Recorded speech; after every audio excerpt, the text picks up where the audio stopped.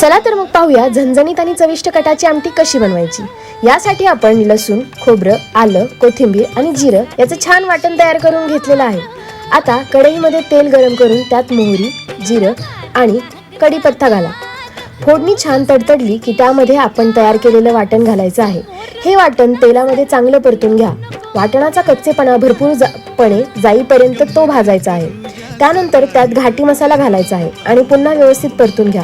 मसाला करपणार नाही याची काळजी घेण्यासाठी त्यात गरजेनुसार थोडंसं पाणी घाला। मसाल्यातून तेल सुटायला लागलं की त्यात शिजवलेल्या डाळीच्या कटाचं पाणी घाला।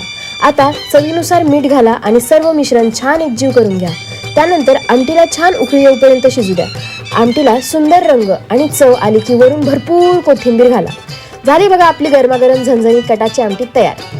तुम्हाला या आमटीचा सविस्तर रेसिपी किंवा आणखी पारंपरिक रेसिपीज पाहायच्या असतील तर कमेंटमध्ये नक्की सांगा। व्हिडिओ आवडला असेल तर लाईक करा।